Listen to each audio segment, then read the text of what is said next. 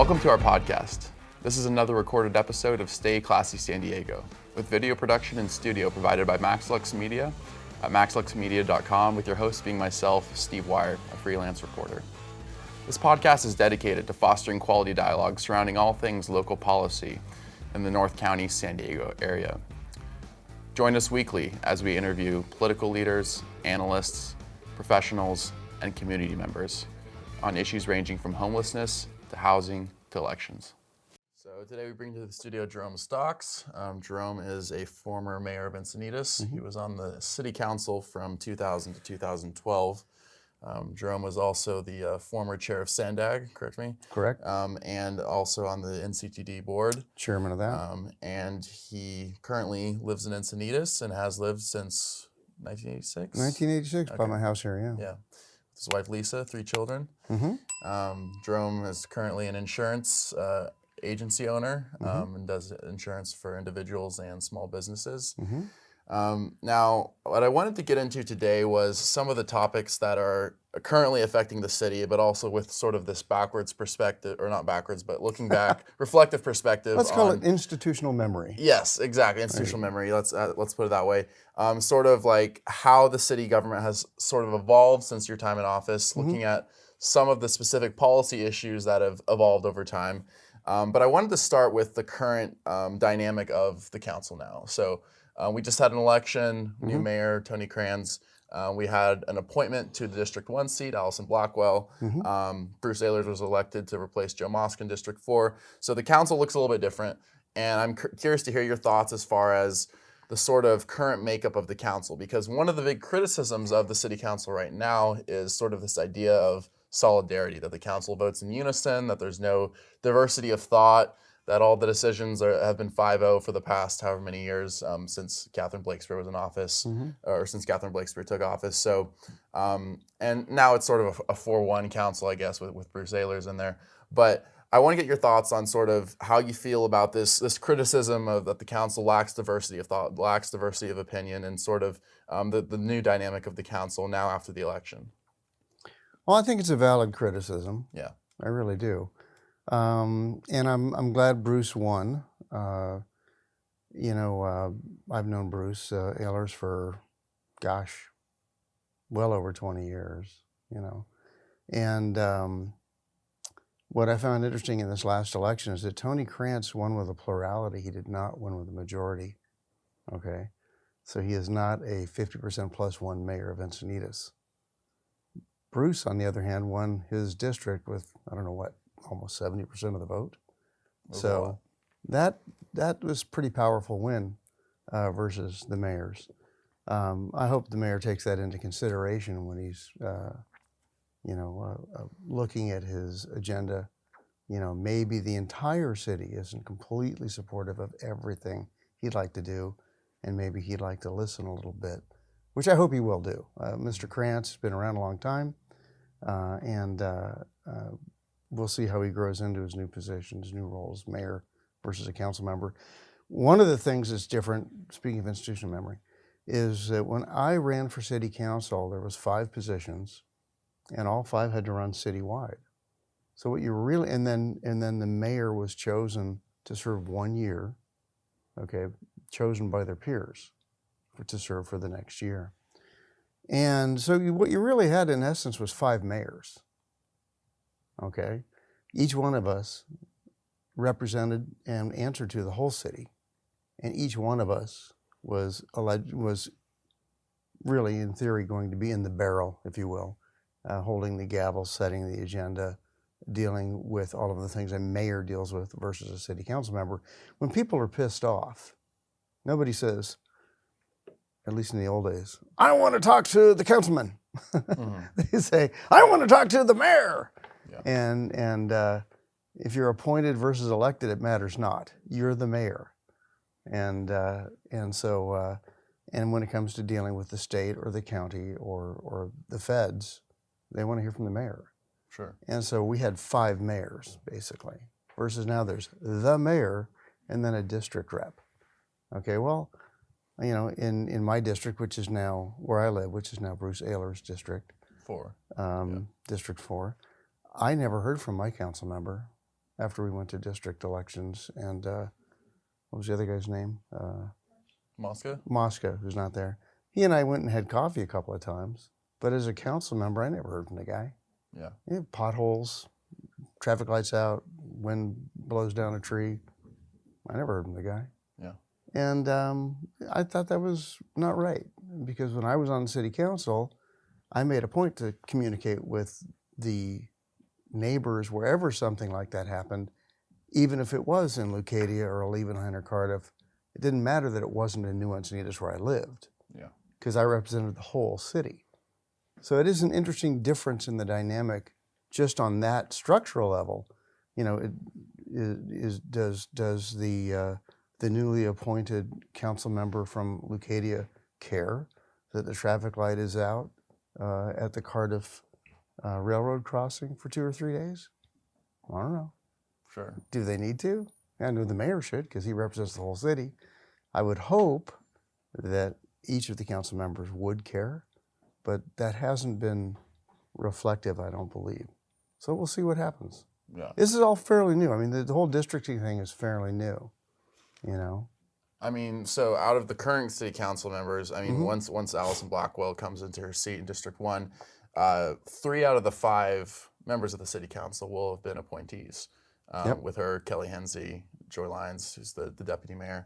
And then, of course, Kranz and Ehlers have been elected. Right. A lot of people feel as though this is problematic for sort of the overall reflective representative democracy aspect of Encinitas governance, because you know, these people weren't elected; they were appointed by people who were elected, but sort of indirect democracy. Like, do you see this as problematic in any sense, or like what are your thoughts as far as how the current council reflects the overall wishes of the constituency?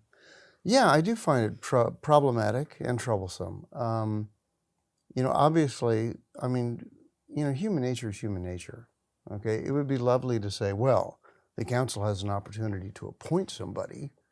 They should appoint their prior antagonist who came in second in the race. Well, that's just not human nature. You're going to appoint someone who's either your friend or who you think is a great person who's part of the team, et cetera, that you're going to get along with. Yeah. That's human nature, and that's what occurred.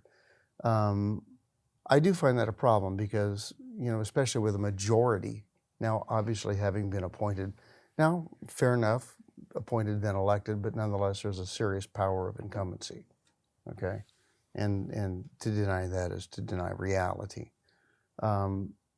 I was hopeful that Mr. Krantz and certainly Mr. Ehlers was hoping for and advocating for a special election to replace Mr. Krantz. And I really thought that was a great opportunity to set policy because the mayor's term is only 2 years in Encinitas. It's not 4 years. The mayor was elected from a safe council seat right halfway through. There's 2 years left on that term. It would have been a natural to say, well, if it's good enough for the mayor to have a 2-year term, let's hold a special election, let's get on it right away. And the special election could have happened very quickly, right? 60 days later. The newly elected from the special election person would have had nearly 2 years in office, just like the mayor has 2 years in office. So I thought that would have been a perfect opportunity to make that a policy decision. And I've actually had a couple of conversations with some people about potentially, anybody's interested? I'm in the book. I'm not interested in running. Let's let that on the table, ever, or being appointed, period. Thank you. Been there, done that. Somebody else's turn. It was very rewarding, but I'm done. Yeah. But I think the city, given its history of appointments, now, when I was there, we did have an unfortunate situation where one council member, Maggie Houlihan, passed away while still in office. We did appoint her replacement, that was Mark Muir. But there was less than a year left in that term. There was only a few months, okay? I think that's perfectly reasonable. How do you hold a special election when there's less than a year? You know what I'm saying? Yeah. However, with the 2 years left, that's not reasonable. There is plenty of time to hold a special election and let the public decide. So maybe there should be, and if the council won't adopt a policy, and it doesn't look like they will given the current makeup, maybe there could be an initiative started that would say, if there's a gap in the city council makeup, be it for any reason, resignation, death, election to a different office, whatever, if there's less than 12 months to serve on the existing term, there could be an appointment. Could be. If there's greater than 12 months, there shall be a special election. Maybe that needs to become a policy in the city of Encinitas, since the current makeup of the council doesn't seem inclined to allow the public to choose the members of the city council when they get a chance to do it themselves. Well, it seems like the current the current structure of the city government is sort of self-reinforcing, right? Like you have like one sort of side gets like an advantage in city government. Once you have a majority, then you can sort of just appoint whoever from that point on whenever the vacancies do occur. Right. So it's sort of this self-reinforcing dynamic of you had Blake Spear, Joe Mosca, Lines, Hensey, Kranz, and now you've essentially just shuffled around the positions a little bit with Blake Spear and Mosca not being in office anymore. But it's more or less the same council with the exception of Ehlers. So no, Ehlers is definitely a disruptor, and I do want to, I just do want to say on the record that I'm grateful that he's there. Yeah. If nothing else, he'll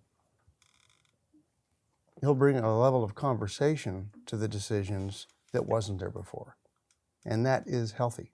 That is good. You know, when I was on the city council, especially in the very beginning, it was a very, very non-homogeneous council. You know. And I thought it was great. Now, some of those meetings did stretch well into the night. Sure. But we definitely had a lot of great debates. And things didn't always go my way, for darn sure. But that's okay. It was healthy. It was very healthy. And for somebody who's pushing back and I say like, why is that important? Like, why is it important that there is actually extended debates, long conversations? Like, why do we actually like need that for a functioning city government to work? Well, I think it's more than just for a functioning city government, but certainly that's what we're talking about. It matters because we want to be able to vent all of the possible approaches to solving a problem, right? We can all see what the problem is, but now we have to adopt a solution, okay? And there's different nuances and things that one didn't consider. I mean, the only law that's, in my opinion, in my experience, ever consistent is the law of unintended consequences. Okay, and so one of the ways to avoid that being a negative situation is to have a healthy and robust debate where everyone says, yeah, but what about this? Okay, now, again, when it's healthy and robust, everyone's really listening in addition to speaking. So if you say, well, I want X, and I say, well, okay, X, I hear you, but you know, if you do X, then you're going to get Y. What about Z instead? If you aren't listening to what about Z, then we're not really getting anywhere. We're just shouting past each other. But if you're really listening, you go, well, okay, I see what you're saying. Maybe it's really X plus this or X minus that. And I can go, well, okay, I can see what you're saying. It's not really Z because of what you pointed out, but you know, what about this? And you come up with better solutions in my experience. It was not uncommon when, you know, staff would bring 3 examples of, you know, pick a topic, right, a park design or whatever. The council would listen to it, the public would weigh in on it, and at the end of the day, a 4th was chosen. Well, why did that happen? Because we had a robust, honest, very public debate with everyone not only saying their opinion, but listening and going, oh, well, I didn't think about that. That's a good point. Yeah. Well, okay, but I don't like this element of what you just said. What about that? And invariably, we'd come up with something different. It wasn't always perfect, but it was certainly better, you know, than just going, well, this is it, shut up. Sure.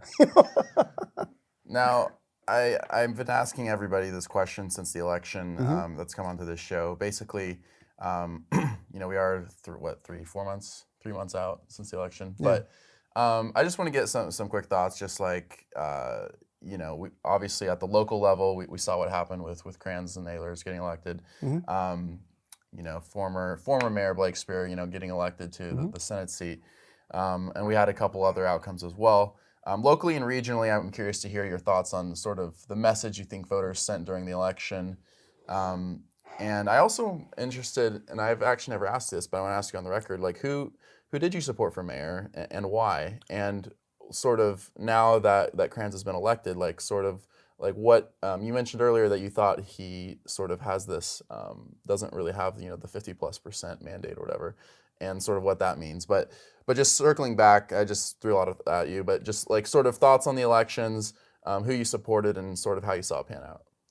Well, I can tell you that, like I said, I've known Bruce Ehlers for a very long time.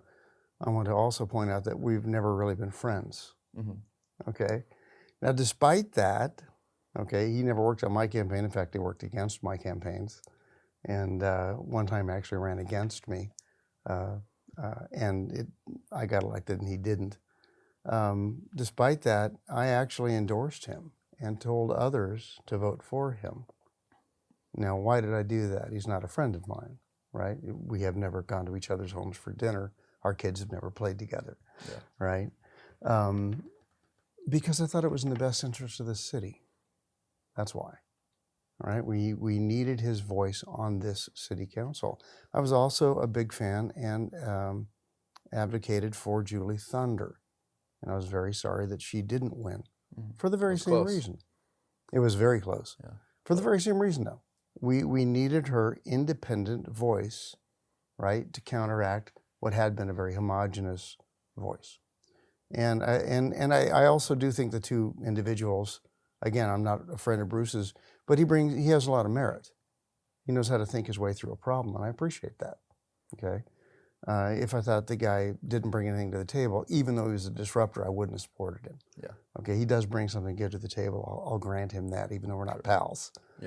Julie, I've known for more than 2 decades, since my time as a volunteer on the Cardiff Soccer League. And that goes back 30 years. I'm sure she wouldn't appreciate that. But I know it was 30 years. And she's just a great person. And she definitely knows how to solve a problem and listen to people and think. She's a reasonable, rational person, so I supported her. I don't know her opponent at all, but I know she was appointed. And so I supported Julie, again, to have a different conversation at the council level. Now, I wanted to talk to about sort of the issue of the day in Encinitas, I would say, which to me is housing and development. Now, specifically, the sort of debate over the election was you had Kranz on one side sort of saying, look, like these are the state mandates, this is the way it is, our hands are sort of tied, like we have to follow state law. Versus Cindy Cremona on the other hand, and then you had also Jeff Morris, but you had sort of this other contingent of citizens pushing back and saying, we want our leaders to stand up against the state, we want our leaders to fight for local control. There's the Our Neighborhood Voices initiative, which seeks to sort of overturn SB 9 and 10, which actually didn't end up making the ballot. Now the people are pushing to get it on the ballot in 24.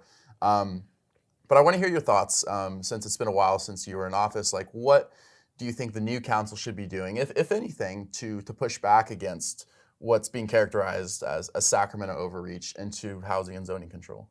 Yeah, I would have handled this entire situation, or I would have advocated for handling this entire situation radically different than what our city council has been doing, I'll say the past 6 years. Okay. They should have been hooked up with the League of California Cities and filed a lawsuit immediately. And as far as I'm concerned, the State Department of Housing and Community Development has so grossly overstepped their legal mandate. It's insane.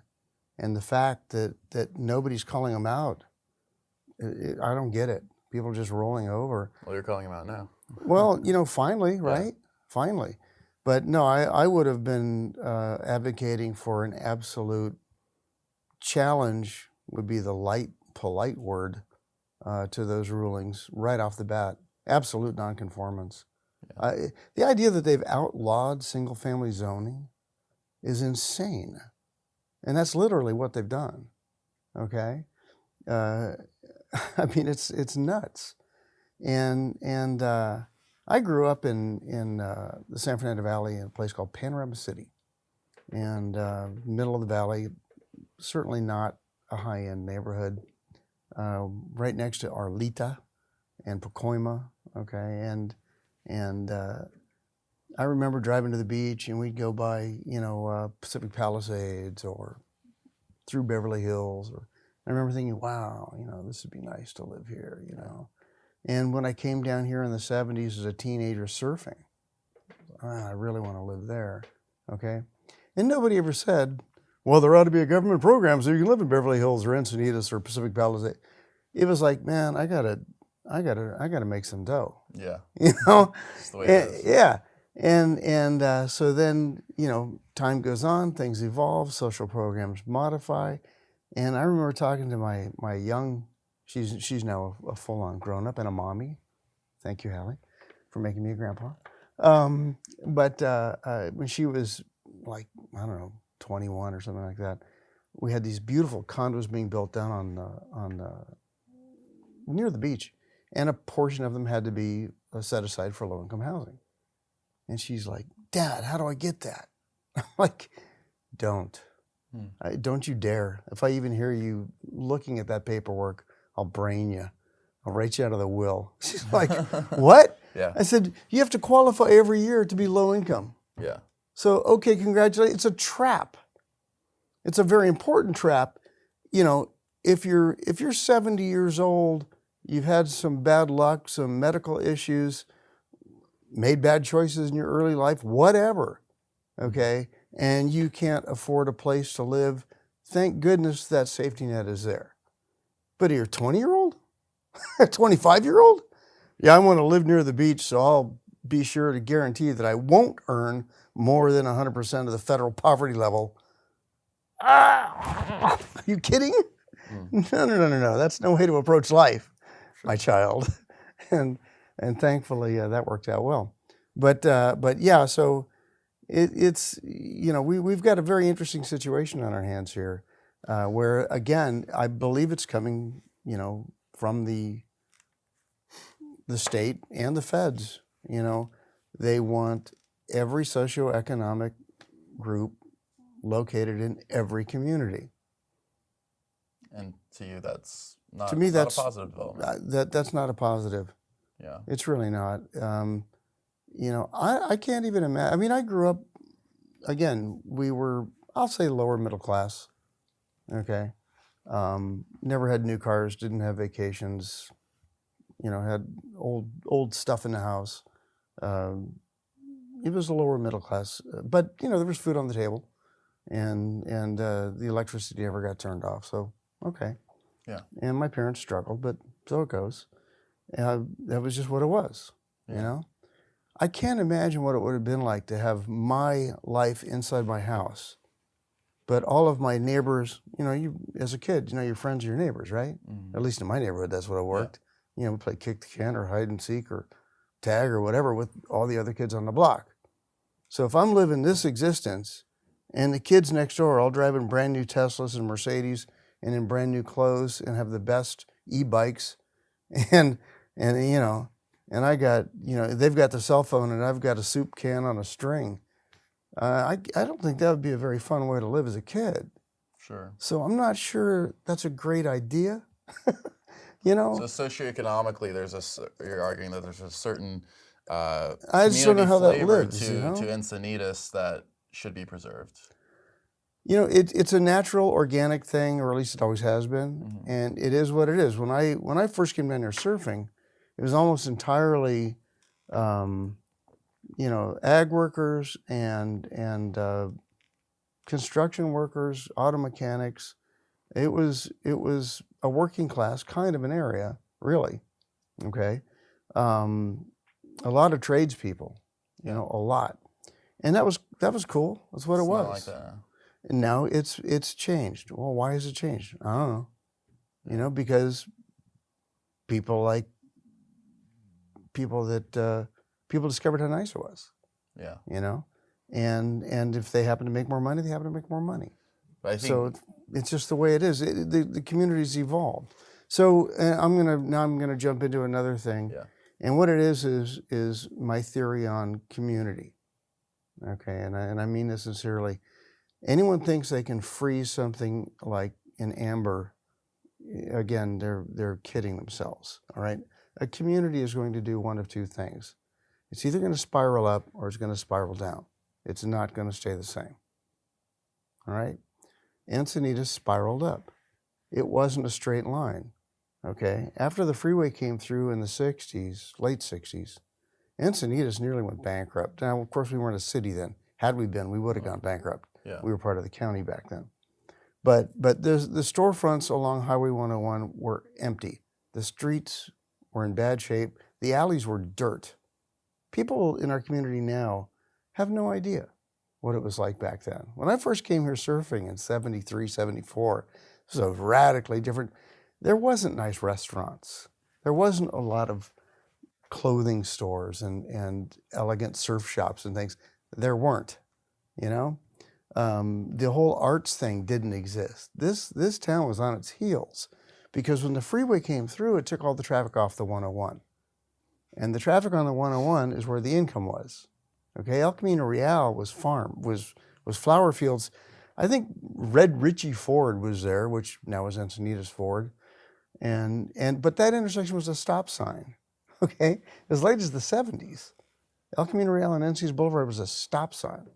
Yeah. All right, and what is now OG's was a place called Red.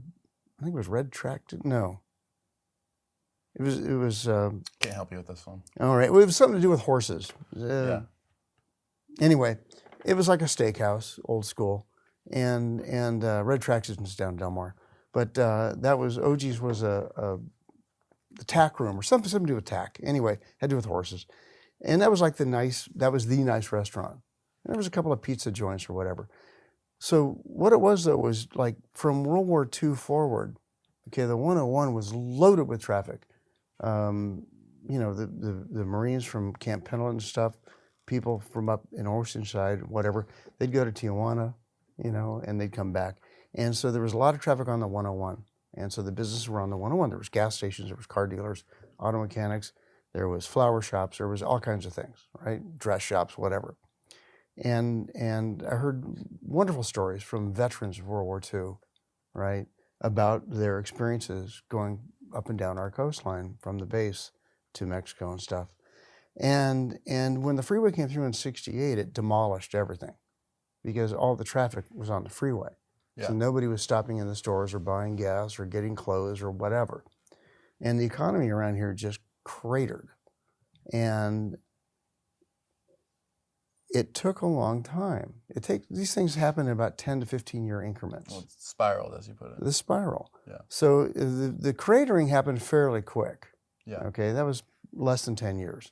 It went from a bustling, busy kind of a situation to, oh my God, we live in a ghost town. Yeah. Okay.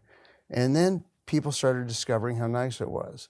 And the surf culture and the active sports culture, the triathlon culture, the arts culture started picking up on us, and we became a destination for that. And that brought in some of the money, and that brought in the reinvestment. Okay. And with all of that, we spiraled back up. Okay. And now, yeah, the freeway's packed, but so is the 101 because it's a destination now. I mean, I was down there just the other night, and it looked like there was a special event going on. There wasn't. Mm-hmm. It was just people enjoying our downtown. Yeah. Because we have terrific restaurants and great shops. It's a nice vibe, it's great. But of course, underlying that is the fact that you have, service workers who are working those restaurants. You have people who are, making the city run. Mm-hmm. And I think that the concern now is for those people who sort of are the backbone of Encinitas, like, can they and their children afford to live here? Or are they going to be, commuting in from wherever else? They should certainly aspire to. Yeah. Like I did. Yeah. But, Or is this only a city where the ultra-rich can live and prosper? Well, first of all, I don't think it's a city where the ultra-rich live. Yeah. Okay? By and large. However, I think that it's a great city to aspire to live in. My kids can't afford to buy a house here. I don't feel bad about that. Okay? Sure. That's the way it is. Mm-hmm. that's just the way life works. You know, again, I couldn't live growing up in Beverly Hills or Pacific Palisades. Oh, well, that's why there was the San Fernando Valley. If you couldn't afford that, there was the Simi Valley. If you couldn't afford that, you know, there was another valley.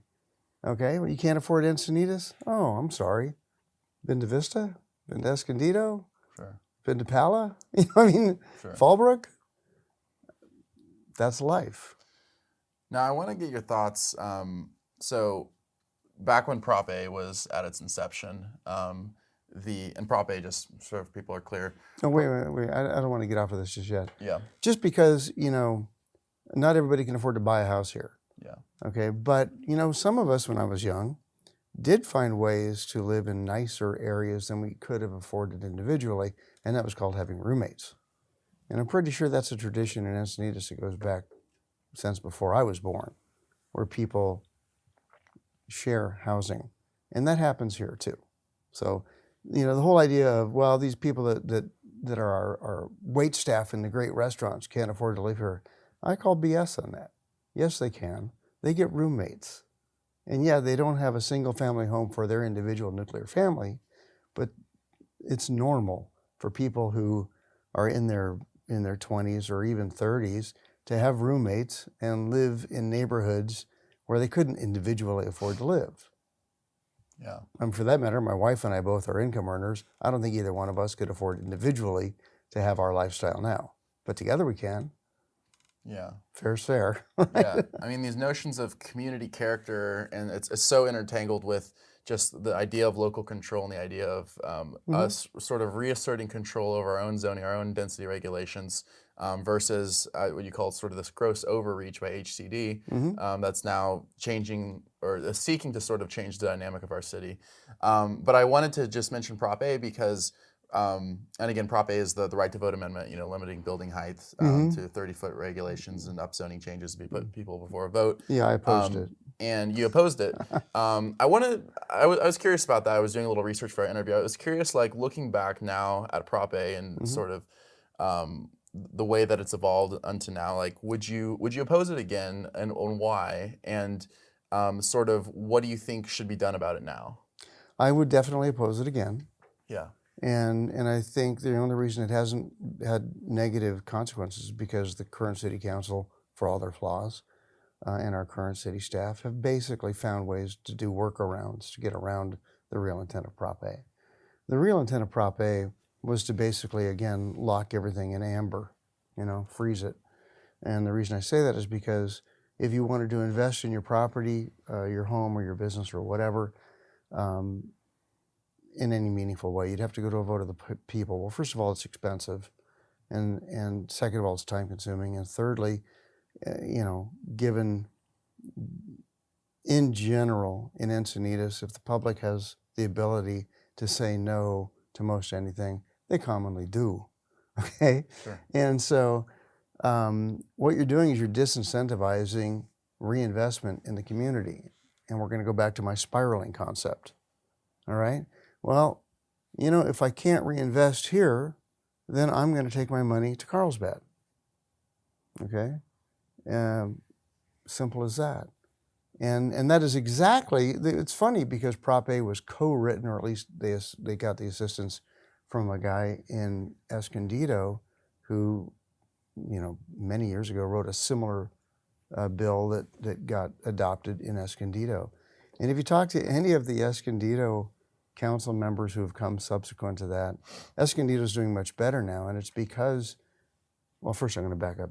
So it passed in Escondido, and I don't remember what it was called, but it was a very similar thing. And Escondido, over the next 10 years, tanked. I shouldn't say tanked, that's unfair.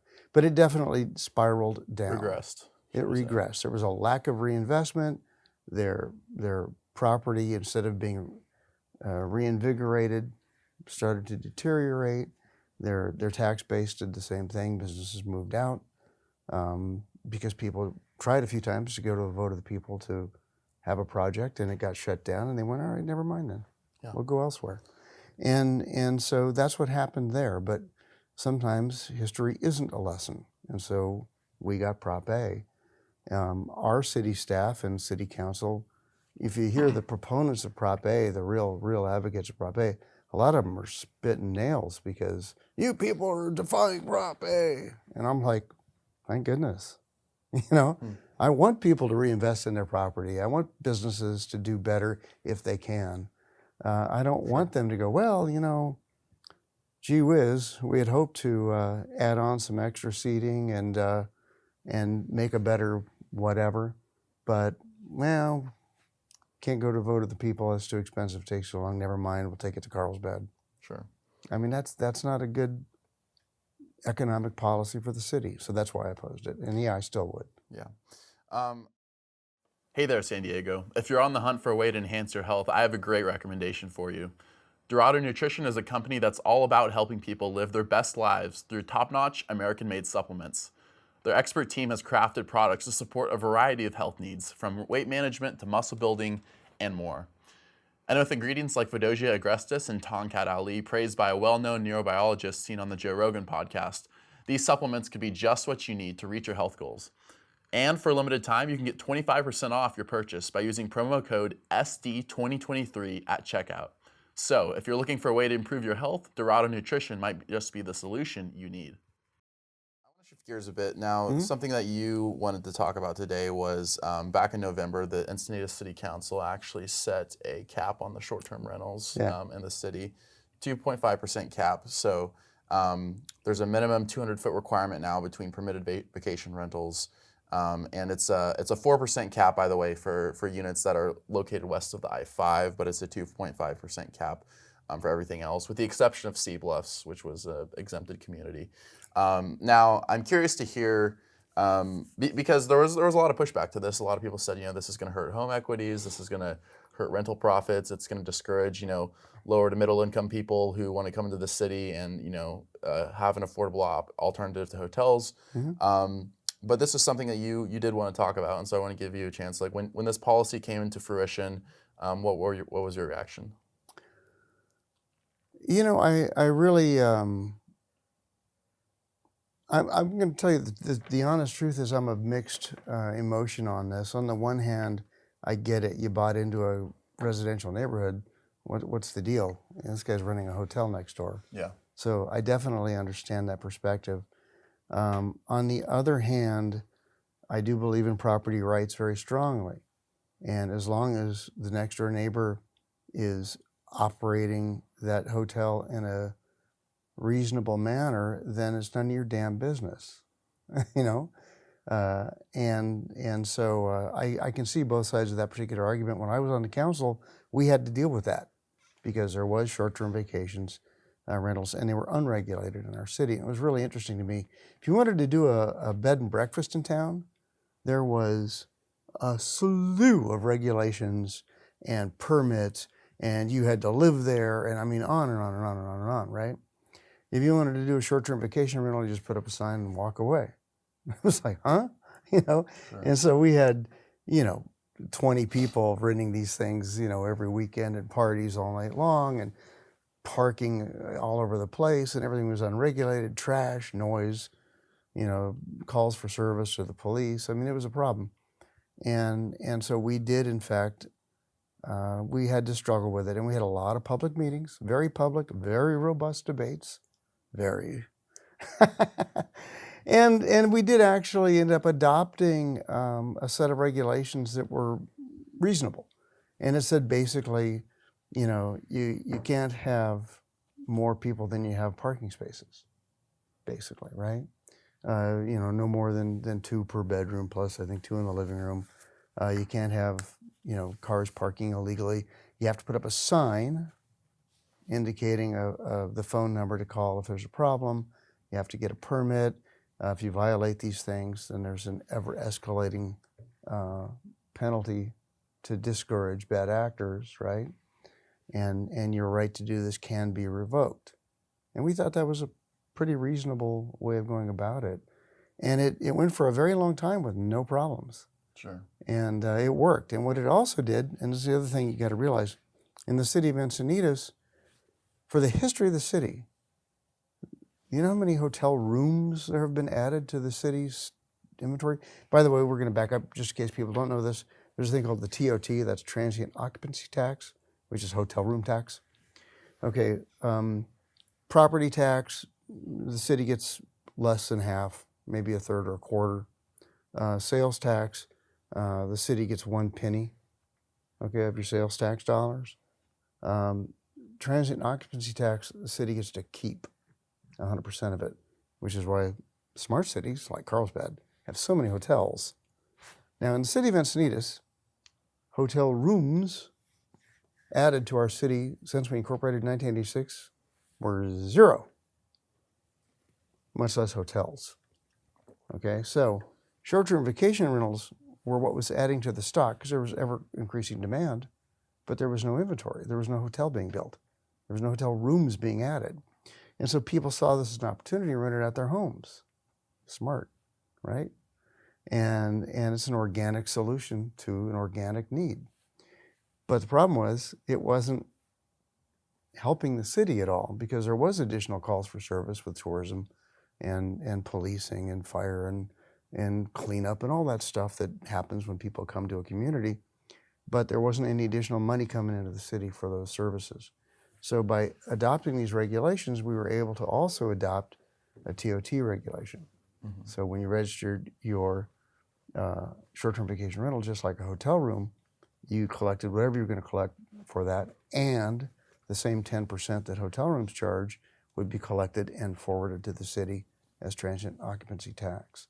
So when we did that, it immediately almost doubled the amount of TOT the city brought in. So that was a very, very good thing. And what it did is it allowed us to invest in things like pothole repair, additional policing services, infrastructure, all that good stuff that gets paid for somehow just with tax dollars. Mm-hmm. And so we felt good about that. And we didn't shut down anybody's right to do this with their property, but we asked them to be good neighbors. Okay, so we thought it was a reasonable solution on a number of fronts. So what the city council has currently done is they said, well, we're going to protect those of you who are already there. Yeah. If you happen to own 4 homes in a row, good for you. We're not going to bother you. But anybody now that wants to get into the business, if your neighbor's already doing it, you can't. Yeah. Well, I'm not sure that's great policy, number one. Strikes you as inequitable. Strikes me as highly inequitable. Also, again, from the city council is the board of directors of the incorporated city. And so what they're doing is stepping on their own income stream. Really? Sure.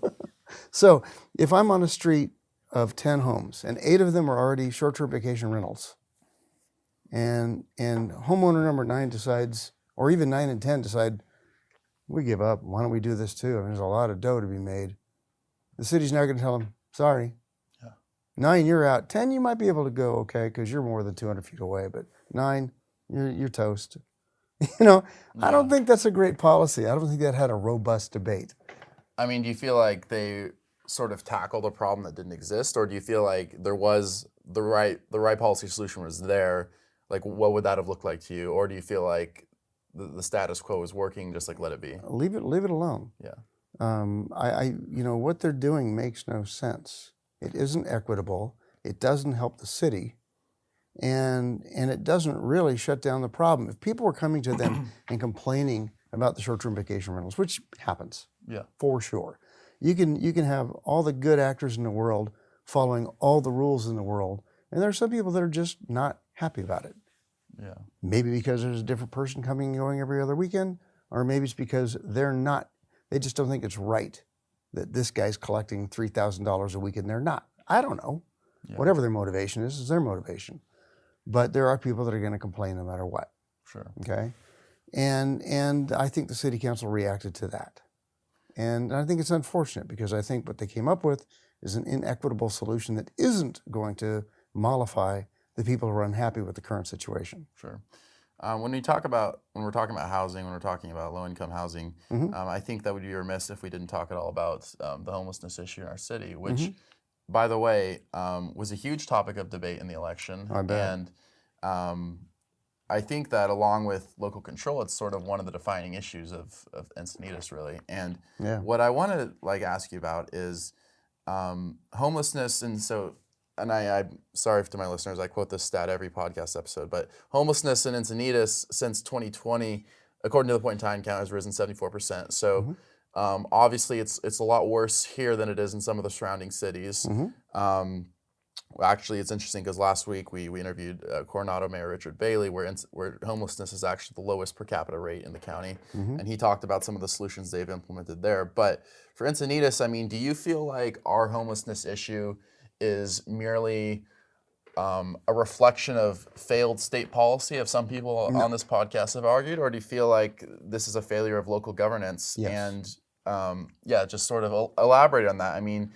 And then in this discussion, I wanted to talk to you about the thing that we talked about for this podcast, which was sort of the ideological versus the pragmatic, and sort of how that ties into the way that the city has dealt with this problem. Okay. So I'm going to tell you that as an insurance person and as a bicyclist and as a motorcyclist, I have occasion to go up and down the various communities in North County coastal area and North County inland, but especially North County coastal. It's prettier. Sure. Quite a bit. Yeah. And I'll be damned. I've never ever seen a homeless encampment in Solana Beach or Del Mar. Isn't that fascinating? Yeah. And there's not too much in the way of Carlsbad either. No. Fascinating. I lived in Carlsbad until recently. So. Yeah, okay. And you know what else isn't there? The CRC, the Community Resource Center, which I'm told hands out the hotel motel vouchers, okay, to the homeless individuals, and the tents, and all that other good stuff. You know, when I was a young person and I did motorcycle touring camping, I really wanted one of those backpacker tents bad. I couldn't afford it. There's something that bugs me about seeing all those beautiful backpacker tents along the side of the road for free. Yeah. It's like, damn, where was that voucher when I was a kid still camping on the ground, man? Anyway, a little humor there, but non-humorous. Solana Beach and Del Mar don't have the same issue. Why is that? They have the same weather. Yeah. We live in the same county. It's definitely a local issue. There's no question about it. And that absolutely, for anyone that says, well, this is just a failure of state policy, that's a cop-out. It's an absolute cop-out. This can be laid right at the feet of Mr. Krantz and the past council. Now, maybe he'll take action as mayor. Maybe he didn't have the voice as council member from one district, but maybe as mayor he'll feel empowered. And frankly, I hope he does. Yeah. I really do. I'm rooting for you, Tony. Yeah.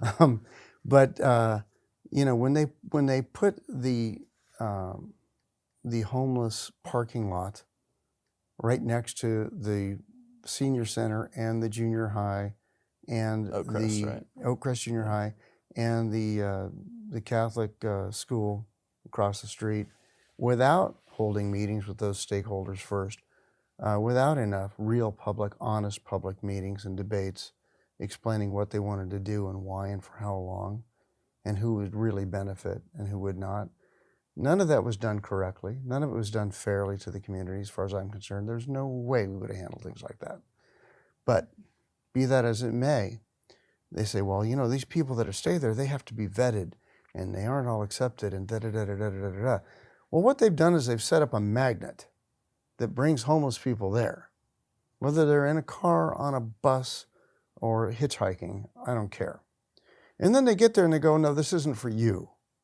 You weren't previously vetted. You're not in a car. You are in a camper. So then where do they go? Then where do they go? You think they go back to L.A. or no? No, they hang around. They hang around. Oh my gosh, there's more homeless now than there was before?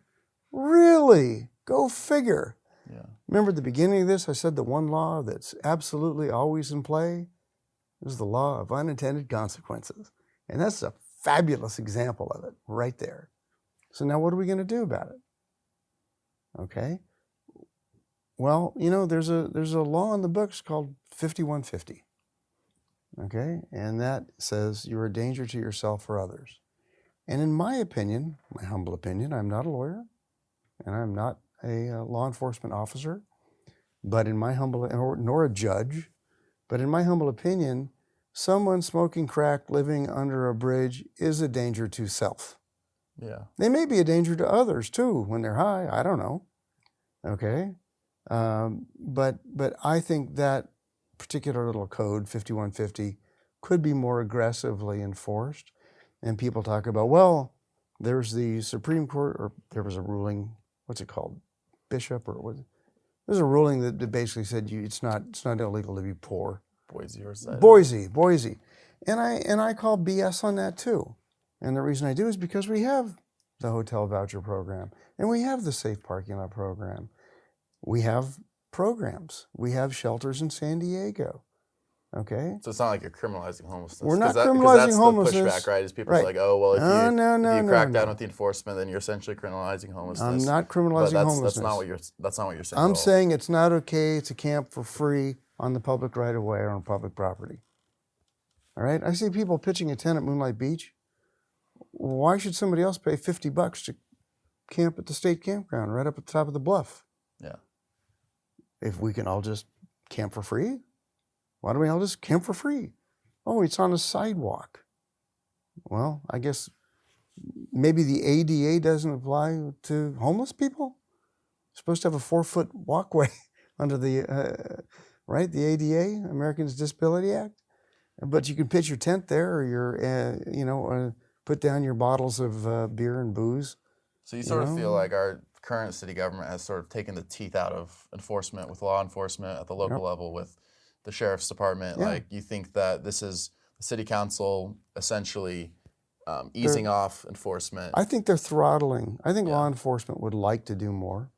But their hands are tied. But I think that I don't know if their hands are tied, but I think they're definitely not encouraged to do more.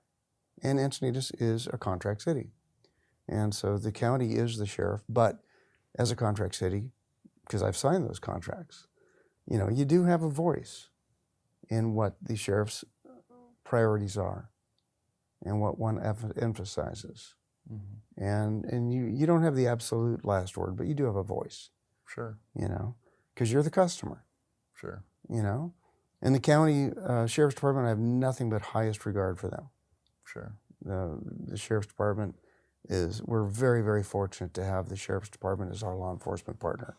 We really are. They bring, expertise to the table that a small town really can't do on their own. Yeah. Yeah. So we're real lucky in that regard. But, our local leaders leaning more toward a liberal perspective has an effect. And that's what I want to get into is the thing that we talked about before this podcast was that and this kind of goes to the culture of city government overall, is that you feel as though there has been sort of this encroachment of ideology upon the way that city government's been conducted versus what you characterize as a more, in your time, perhaps a more pragmatic approach. Absolutely. I want you to talk about that in relation to homelessness, but in relation to just policy generally speaking. Yeah, absolutely. Thank you. I do believe that, local government needs to focus on local. A pothole is a pothole. It's not a Republican pothole. It's not a Democrat pothole. And it's not Washington, D.C.'s pothole. It's our pothole. Okay? Deal with the damn pothole. I don't care that you want to pass a resolution upholding, pick your issue, right? Yeah. Upholding the Second Amendment or opposing the Second Amendment. Stop it. Really, stop virtue signaling and do your damn job. Okay, so Encinitas just recently passed a law.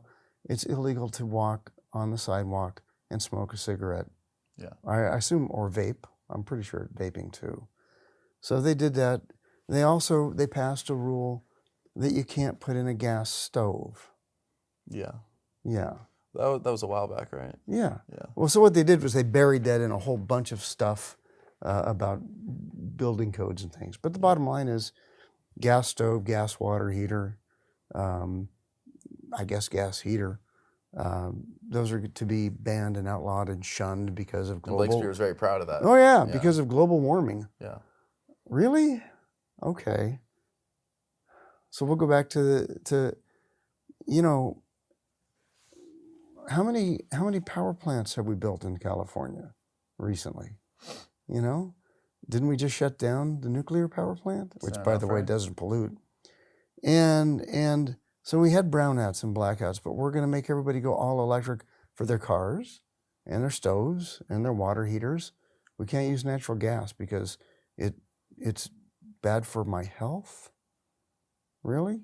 And oh yeah, we banned wood burning fireplaces too in new homes. And none of this makes sense at a local level. It doesn't. It's insanity. But they're getting away with it, and nobody seems to really care too much.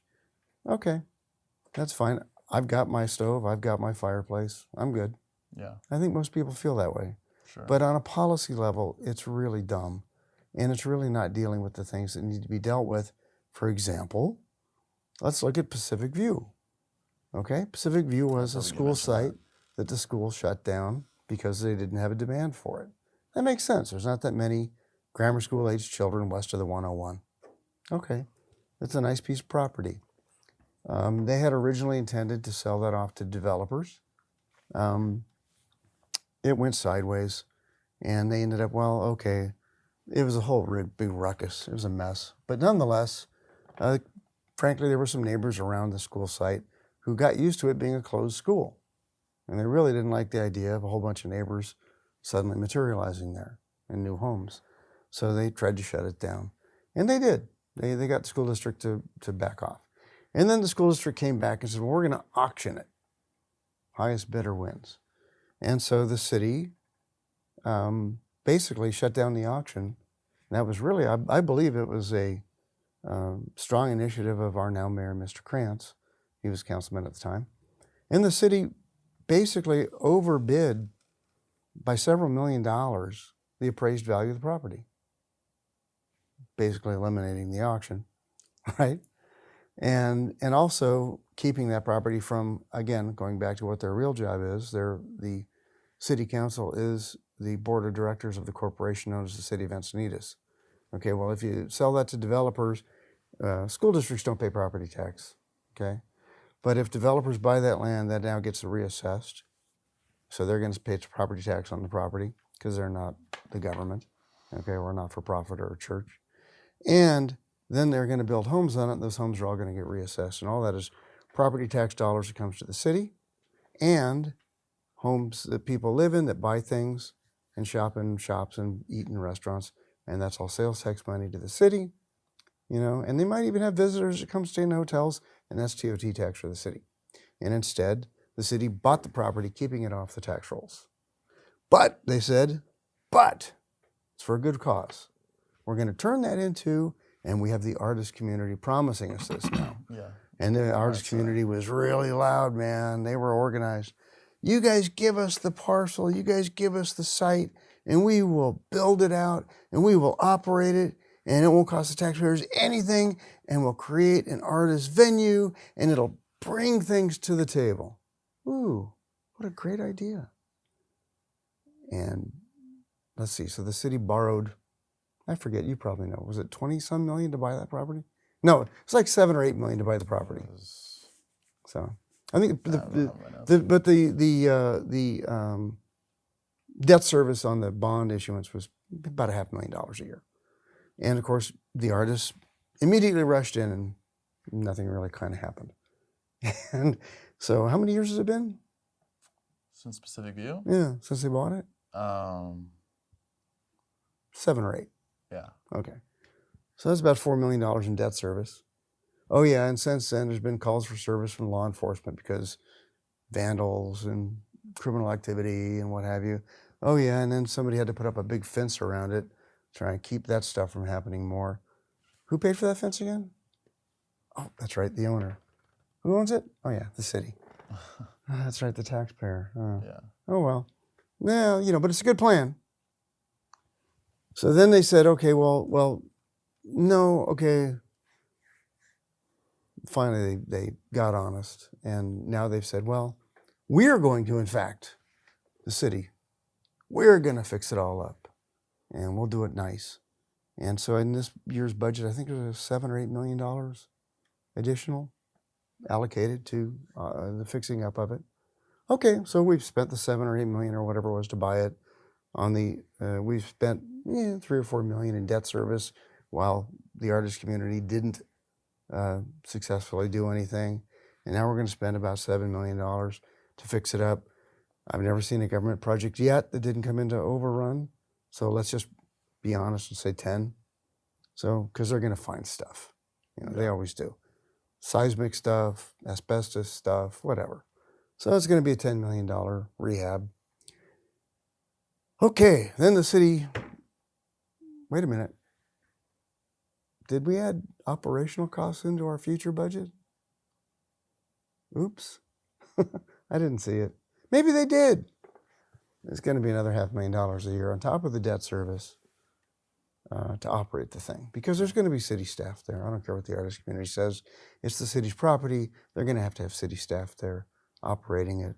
And so on and on it goes. It sounds like what you're describing is, again, like a sort of loss of that pragmatic outlook that you characterize as sort of exemplified during your time in governance. Exactly. Winding all the way back to the start of this, we would have had a debate and a conversation where we actually played the whole tape before making the decision whether or not to try and absolutely come to a stop on this property being sold to a developer. You think this was like total virtue signaling? Total virtue signaling to the artist community, or to whatever. But yeah, and the whole smoking ban thing. Give me a break. The part that I love the best is we're really, really, really concerned about global warming, and I know we are, and that's important, very important to Encinitas. And the part I loved best was, can you smoke in your car? Well, only if it's running. Really? Let's hope everybody that smokes drives a Tesla. What is that? Yeah. You can't drive to the beach to watch the sunset and smoke in your car. You can't get out of your car and smoke either, God forbid. That's totally illegal. But you can't park there and turn off the car and smoke either. So you got to keep driving while you're smoking, enjoying the sunset. All right. You figure it out. I mean, it's lost on me. Sure. I mean, the health effects of smoking are obviously real, and the secondhand smoke effects are also no real. question. But Outdoors, it's the civil really? liberties infringements that concern you here. It's a little over the top, yeah. I mean, we're talking about walking down the sidewalk or driving down the street, or parked, on a public roadway. I mean, enough already. How far is this going to go? While we were there, of course, I did listen to a little bit of the meeting, and there were people there, of course, saying, hey, while you're doing this, you got to stop people having campfires on the beach, because that smoke goes all over and we smell it. And if you smell it, it's harmful. Well, okay. How far are you going to take it? Where do you draw the line? Yeah. Where do you draw the line? Sure. I mean, I can offend people in many, many ways. How far do you want to draw the line? Sure. I mean, I think and I'll kind of close with this topic, which is the way that city government has evolved now since your time. Now one of the big things that I hear from people all the time when I'm writing stories is sort of the interactions with city government seem to have changed over time, which is with the rail crossings, with homelessness, with one of the big issues that I've been covering right now is the flooding in Leucadia. There's sort of a sense in which the residents feel as though they interact with city government. They send emails, they make phone calls, and nothing. There's sort of this dead silence. And I'm curious, is this, in your view, is this sort of just anecdotal, or do you think that there's a real sense in which city government, the culture of city government, has changed to where there's just this less responsive, sort of monolithic institution that's not as interpersonal, not as engaged with the goings-ons of people, where representatives are just not as in tune with constituents? I mean, do you think that's a real problem, this sort of lack of responsiveness that people are feeling? I think that what they're feeling is real and legitimate. Yeah. And they're entitled to feel that way. I think that I don't think it's intentional. Yeah. Right, I'll give them that. I really don't. I think the staff and even the council members, are not intentionally creating that, but I think it is an unintended consequence. We're going to go back to that again. Their priorities and their focus isn't on the needs of the day-to-day community. It's on the bigger picture. The ideology. The ideology.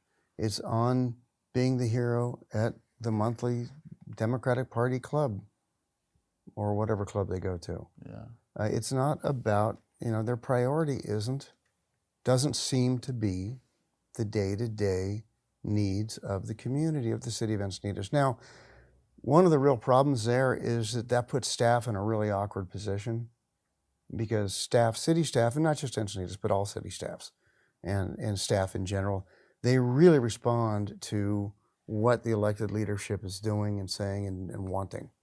And so when they get mixed messages, they hunker down. And that is a real problem, because now the people that actually do the work are afraid to really step up and do something or be innovative or be creative, because they're afraid they're going to get smacked down, And no government official lost a pension by saying no or by doing nothing. It doesn't happen that way. They lose their pension or lose their job or get in trouble or don't get a promotion because they overstepped their bounds or they got crosswise with the boss. And the boss is always the elected, even though that's not who hires and fires in the city of Encinitas. They're the boss, and everybody knows it, because they hire and fire the person that can hire and fire you. Okay? And so the city council does have to be careful. And we were very cognizant of this when I was on the council. We had to be careful not to get involved in the administrative portion of the city.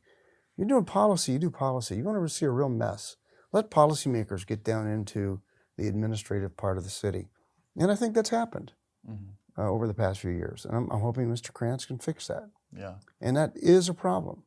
You get council members going into the bowels of City Hall telling staff members, no, forget that, do this. Oh, we don't want that project over there. Work on this one over here. That's not their job. That is their supervisor's job, that employee's supervisor's job, or their supervisor's job, or the department manager's job. Stay out of it. Sure. And so that causes a problem. Getting mixed messages, saying one thing at the dais and another thing in a staff meeting, the staff just shuts down. And I've seen it before. This is not unique. You've brought up the flooding in Leucadia, and I had to smile a bit, not because I'm happy about flooding in Leucadia, okay? But because, for God's sake, that goes back to pre-incorporation. That has been a problem in Encinitas forever. And there's been solution after solution after solution, and it's never the right solution, because it's almost impossible to put in the correct project based on the Coastal Commission and the topography of the land, all right? And the wants of the people.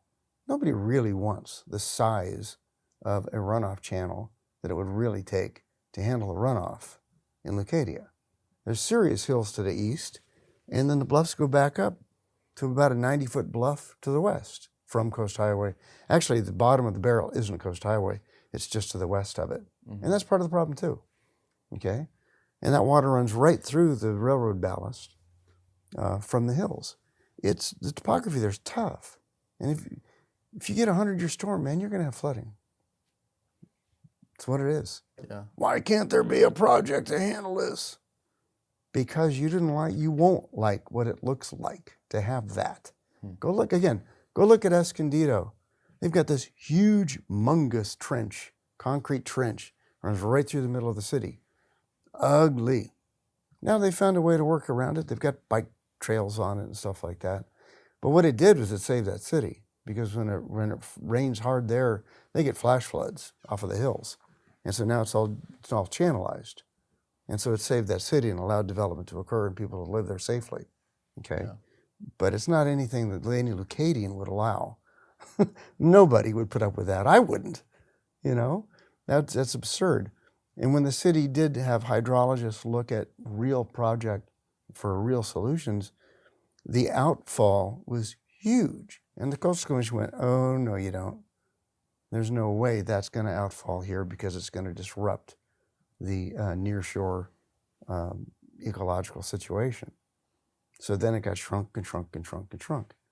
That's what's happened over the years. Now, we've tried to come up with solutions. It is way better than it was. It really is. But if you only moved here 5 years ago, you don't know that. You don't have a perspective from 20 years ago when those puddles used to absolutely cross the road and they were, yay deep, and cars would stall out routinely. And now, yeah, there are puddles, but nothing like there used to be. But again, if you've been here 5 years, you don't want to hear that. Or if you're the guy who I interviewed the other day, whose house got $250,000 in damages from the New Year's Eve flooding, you probably don't want to hear that. He doesn't want to hear that. Man, it could have been a lot worse. Yeah. 10 years ago, this would have really been bad. Yeah. He does not want to hear that. No. And sometimes, sometimes things happen. Yeah. Like on the streetscape that they did in Leucadia. I'm not a fan. I'm really not. I was not opposed to the original. We've talked about this. Yeah, I was not opposed to the original design, but again, the original design, we changed the striping on the roadway. We didn't shrink the roadway. And what in the event of an emergency or whatever, you can override stripes. Kind of hard to override concrete. Okay? Sure. And what they've done is they put in things like reverse angle parking, which I'm a huge fan of. It is safer, it's excellent. Once people get used to it, it's terrific. What they didn't do was shrink down the median, okay, to allow for a détente area to back in. And so it's like they're trying to put a size 12 foot into a size 9 shoe. They really didn't design that very effectively, trying to be all hip and groovy, and we want to have active transportation and all this. Great, do it right. They haven't. The Cardiff cycle trap is the greatest example. Yeah. It was disastrous. That was an area that I used to love to ride my bike on. That was always the start of my ride down to La Jolla and back. It was great. And now I don't even go that way. I go north. Okay. I don't think it's safe. Sure. Or I go through the canyons through Rancho Santa Fe. There has been dozens of injury accidents on bicycles since that improvement was installed. And in the 10 years prior to that, there was none. Yeah. Zero. I mean, what I'm hearing overall is that with streetscape and what we were talking about just before streetscape, ideology. Sort of ideology. That's what it comes down to, is just sort of a focus on ideology, sort of a loss of local pragmatic sort of assessments, the lack of robust debate at the city council level. But I'm curious because we have a new mayor, and I just want to close with this, which is like... And again, I'm hopeful. Well, that's what I was going to ask you about, is because with Mayor Blakespear, one of the big criticisms of her, and it's not coming from me, this was widely known, was the fact that she was sort of seen by her critics as using the office of mayor to sort of elevate her status on her way to state office. That specifically she was focused on issues of ideology that sort of elevated the Democratic Party platform, that she was out of tune with the local, down-to-ear issues of constituents. And again, that's not coming from me, but that was what her opponents during the election said all the time. You have a new mayor in office now, Tony Kranz. Are you hopeful for a more pragmatic approach going forward compared to this, last administration? I very much am. Yeah. I'm very hopeful that there will be a more pragmatic approach, more of a focus on the city. Tony, was reared here. He grew up here, and I hope he cares more about the city itself rather than the ideology. Again, the active transportation component. I've been a lifelong cyclist, past triathlete. I'm a big fan, but I'm also a fan of pragmatic reality. People are people. Okay, we live in a place with topography and weather. Okay, we're not all going to ride a bus to take our kids to the soccer practice or the piano lesson. We're not gonna get on a bicycle when there's 40-mile-an-hour wind, or you have to go over the hill to get to the store. That's just reality. And so to design roadways in such a way to clog streets on the theory that, and that's literally what's happening, by the way. They are designing streets in a way to create traffic in order to encourage people to get out of their people cars. to get out of their cars, either get on a bicycle or get on a bus. And all they're going to do is make lives miserable. Yeah. All right? This has been tried before, and it always fails. The only place transit is effective is places with very different land use and very, very different traffic. You'll not find a packed bus full of people and not congested roadway. Doesn't happen. Nowhere in the world. Yeah. And we're not different. We are humans. We are people. Yeah. And, human nature is human nature. Okay? We want to get somewhere efficiently and in the best way, reasonably meaningful. Yeah. Okay? And it used to drive people nuts, especially down at Sandag. They'd talk about, we have to have the vehicle miles traveled because, for this and that and the other reason. And I'd say, we have to get people on the bus for global warming purposes and for a whole bunch of reasons. And I'd say, well, I drive an electric car. I have a 2011 Nissan Leaf. It's all electric. And I have solar panels on the roof of my house. How am I adding to the problem of global warming, driving my electric car being charged by my solar panels? And oh, by the way, my electric car doesn't like to hit potholes or sit in traffic any more than your Belchfire V8 does. Okay? So fix the damn road and don't make it congested. Yeah. So, but that obviously was not a winning conversation with people who are really, really into the ideology of we all have to ride the bus. Sure. Or a bike. Well, we have to close there, but you sure you don't want to run for office, by the way? Quite pressure, Okay. yes. I did get that question, by the way, in advance of the show, but when I told people that you're coming on the show, they're like, what's his plan? What's Under his, no what's his move? circumstances. Okay. No, circumstances. with a gun, you couldn't get me to run for office. Okay. Well, we have it on Is that pretty clear? Yeah, that's pretty clear. Okay. That's pretty clear. I'd say so. Thanks for coming on, Jerome. I appreciate it. This is the first time we've had you on the show, and hopefully not the last. But I think that going forward, the thing is like I've had mayors on from a number of the different cities, but I think that the former mayor perspective is also important because there's an element of history and there's an element of reflection that we've talked about. And I think that the big thing that I've sort of taken away from this is just sort of the changing nature of city government in terms of that ideological versus pragmatic element that we've talked about. And I'm happy to get that perspective. And one of these days I'd like to bring you on here with Tony, if that's all right. I'd love to. Yeah, Sure. We'll talk it out and No go a problem. little further with a couple of the topics we mentioned. problem. We didn't cover everything today, but we covered a lot. So No, and then I do want to cover one other thing real quickly in terms of the changing nature of governance. I really firmly believe and never forget that a pendulum has to go too far before it changes direction. Yeah. By design. And I think that applies to a lot of things more than just pendulums. Sure. So, all right? Thanks, Joe. Appreciate it. Yeah, have a good one. Indeed. This has been another recorded episode of Stay Classy San Diego with your host, Steve Wire. Thanks again to our sponsor, MaxLux Media at maxluxmedia.com. And thanks to all of our listeners for tuning to the show. See you next time. Stay classy, San Diego.